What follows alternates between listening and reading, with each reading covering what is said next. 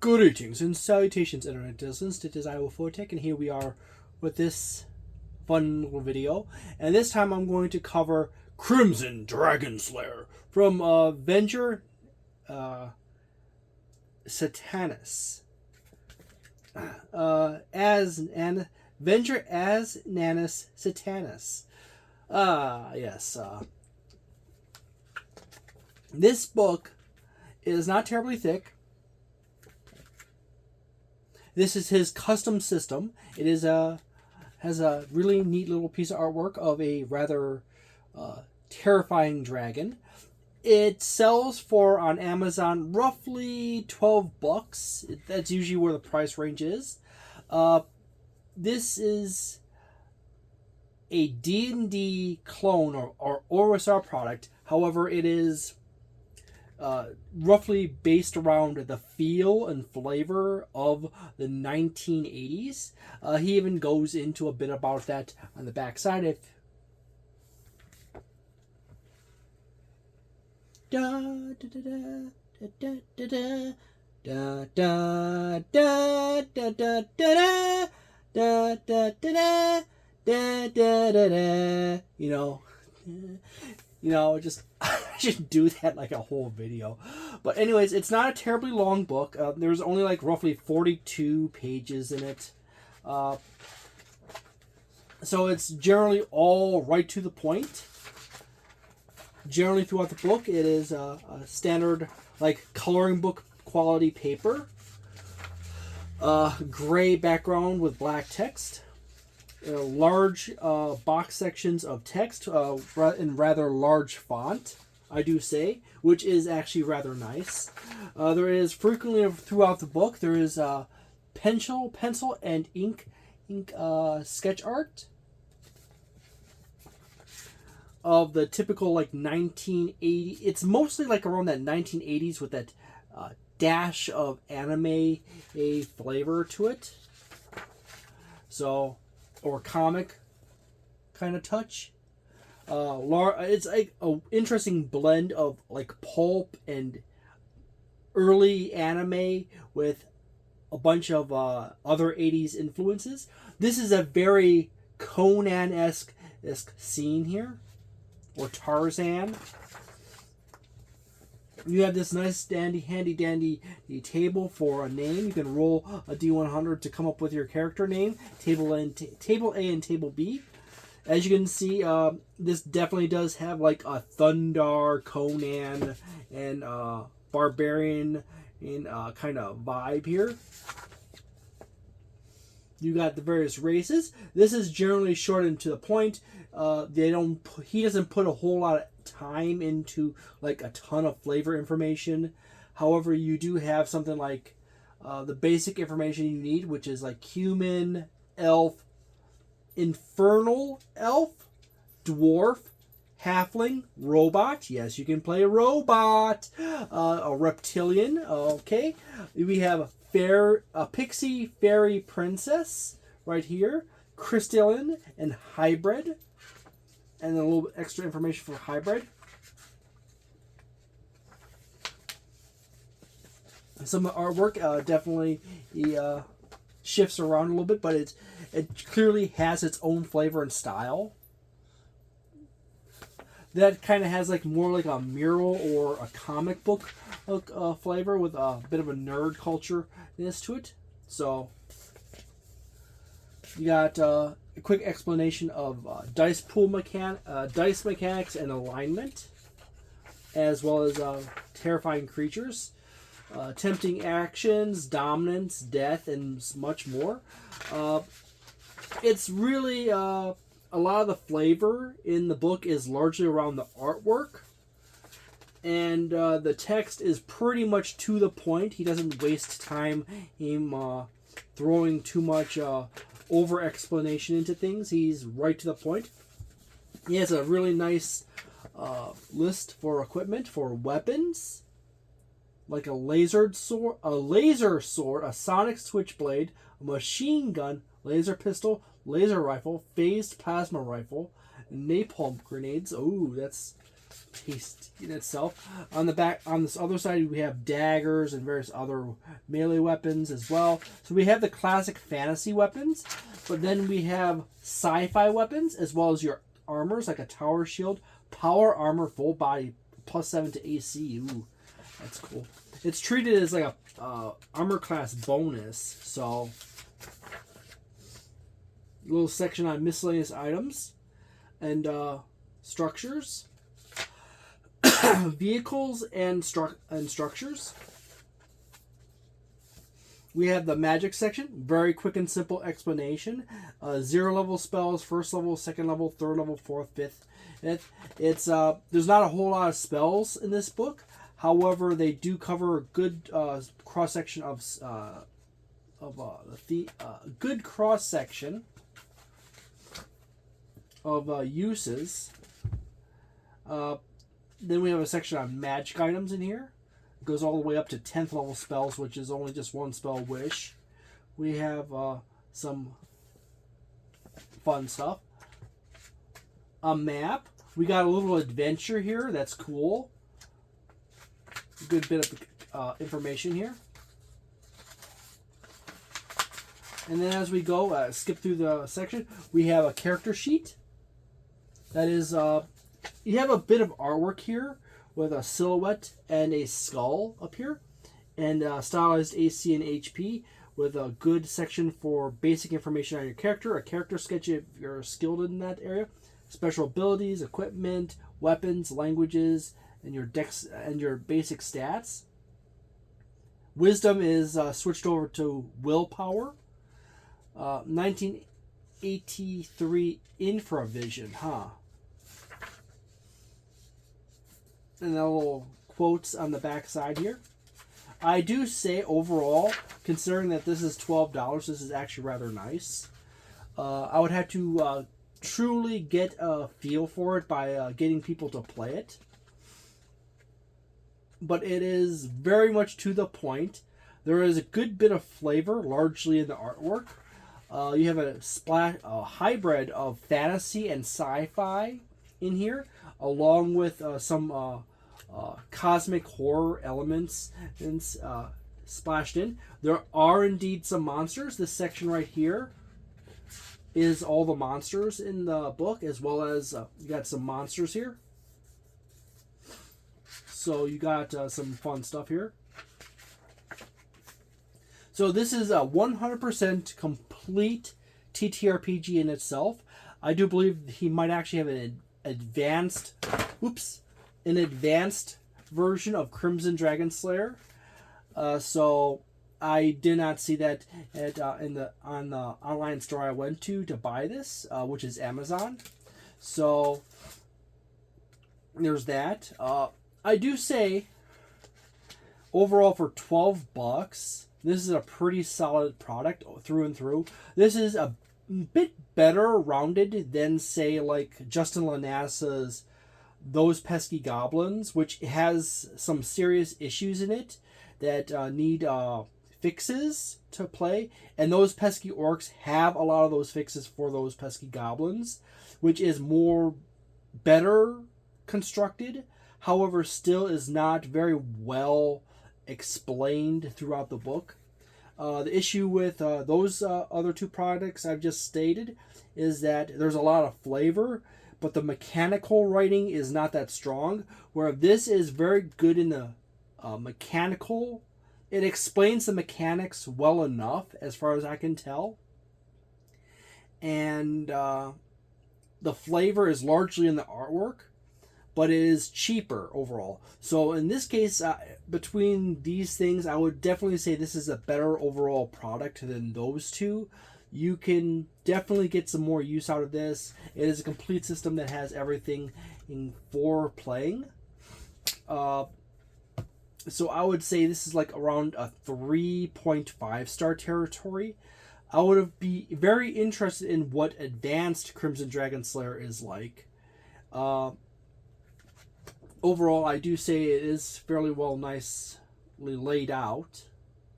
And there's some nice random tables mixed through it. So there you go.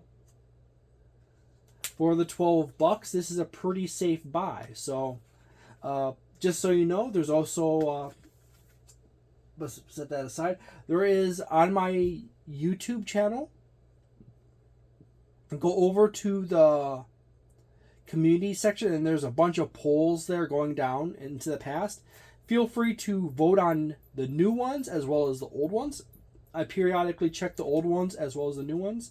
If I see a sudden increase in interest in certain product lines or stuff like that, I will then mix more of that into my pile of stuff that I will present. However, I do make a point of showcasing new stuff periodically that doesn't quite get as much talk on the internet.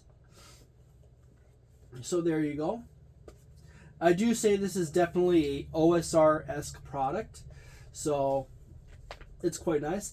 I do say I think the thing that works against Venger Satanis is the fact that he has a lot of sexy girls in a lot of his in a lot of his products, but also the fact that his products are all self-published and they're rather cheap in price and not very thick in volume. There is exceptions to that, though.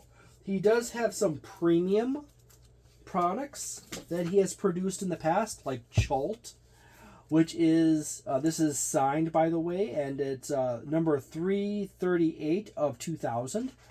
And the artwork in that is actually pretty premium in itself. It is. It comes with a dust jacket as well as that. It's like a classic book from like the 1950s. Is that you would buy from a bookstore. But for the most part, most people don't really know his stuff as well as some other creators in the OSR community.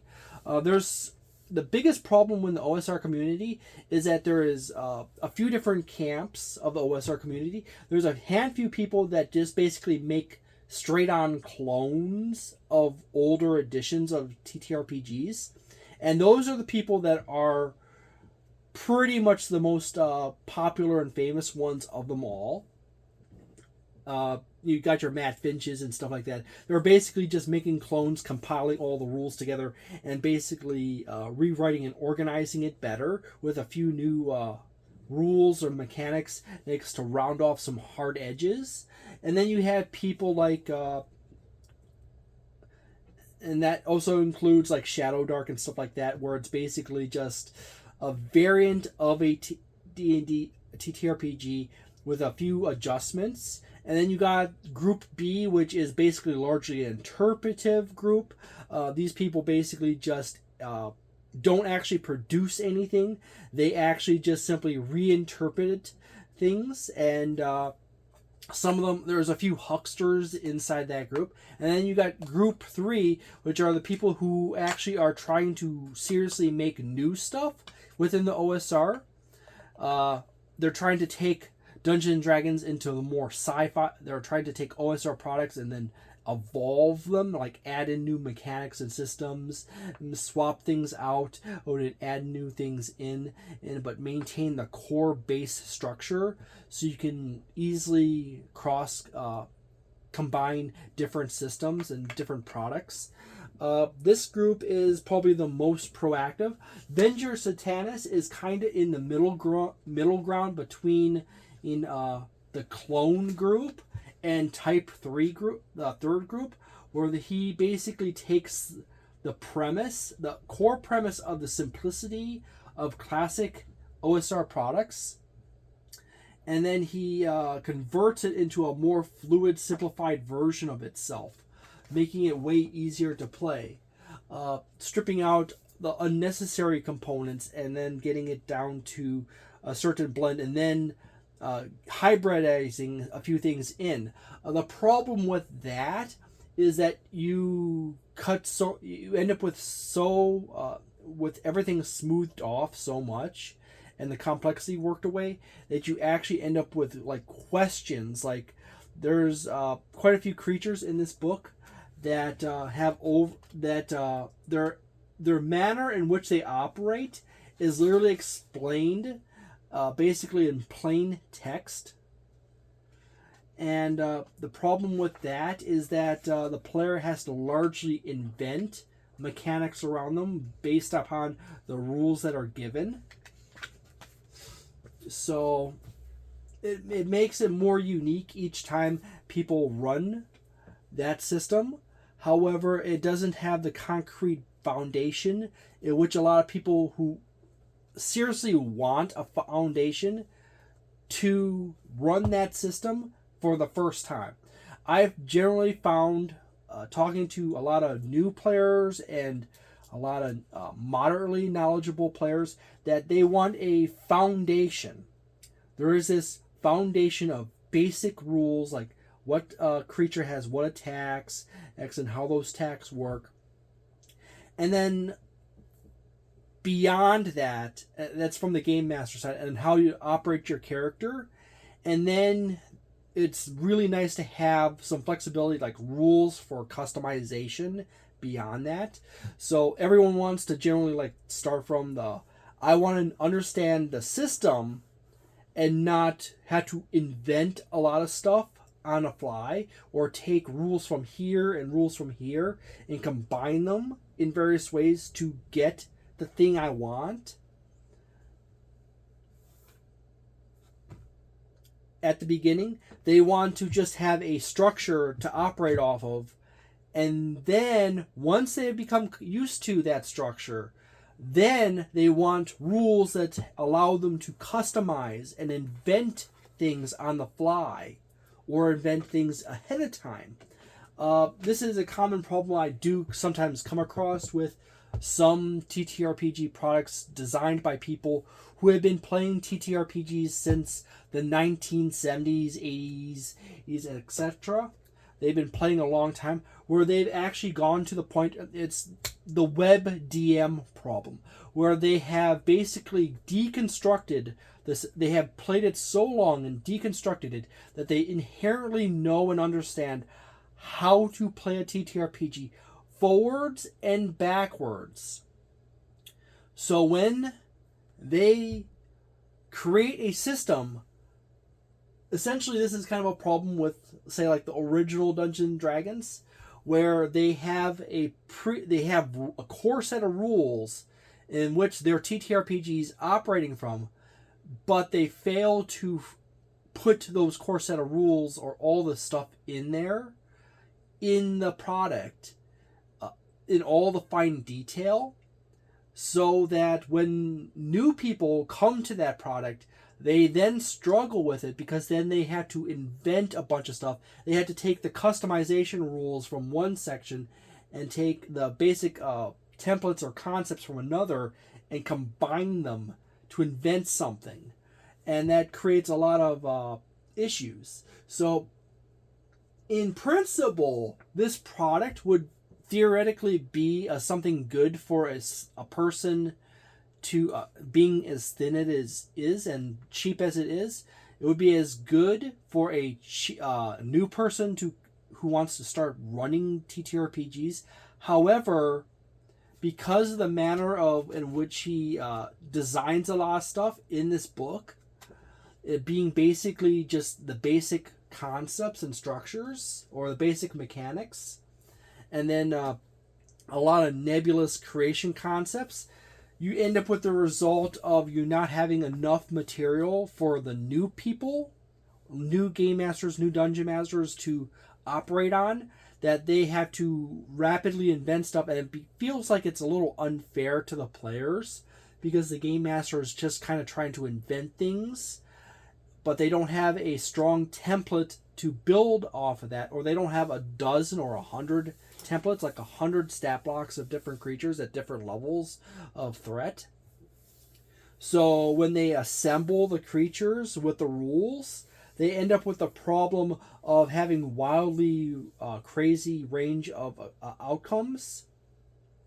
So principally, this is a product for someone who is experienced in TTRPGs, who already knows how to operate and balance on the fly for players, where a new person is not going to be so good at that. So principally, as I said, I was trying to get into, the price is right for new people. The content is fair. There's not a whole lot of fluff in here or lore dumping on the game master and the players. So that from that perspective, it is actually quite friendly. However, because the super lightweight nature of the rules mechanics, and the fact that it is a all-in-one system, and he largely just leaves it to the game master to put the pieces together to create monsters for situations. It actually is a advanced system for experienced game masters who have been running systems for 20, 30 plus years or 40 plus years. So it's not terribly awesome for that. So I've only bought a few of his products before, and that might actually be one of the other serious issues that I've kind of started like coming upon, is that he actually writes very nicely. He is a very intelligent writer with very clear details. However, he writes as if he is a person who is an extremely advanced experience level game master, or a grand game master, and he kind of not realizes that a lot of game masters are not as experienced as he is. So it's going to be a lot harder for them to take his products and use them in their games, as they're not past the stage of fundamentally following the mechanics and basic building of creatures and situations, to the advanced stage in which they are literally constructing and flowing on the fly creatures based on concept. So there's the beginner, there's the intermediate, and there's the advanced. And his products tend to be looking as if they are to be for the beginner, and they're priced fairly nicely. By the way, this Chult book cost me $100 on Amazon. So yeah, that's something. But that's like one of the exceptions in his products. What I see so far is that this is like his premium thing, and most of his other products are like this. So his stuff is good. His stuff is actually really good, but the problem is that you have to have a lot of experience as a game master to be able to read through the very let's pin this down, the very exact and yet very to the point, and not ever explaining through all the details on the concept and structure of things. So he doesn't give you a whole lot of stuff to build around. He gives you all the basic blocks to build with. So that's the other problem. He writes from an extremely advanced level, and yet his products are priced ideally for beginners. So there you go. It's probably like a 3.5. A 3.5 star. All the stuff is there. It's just it requires experience and knowledge to know how to put the things together.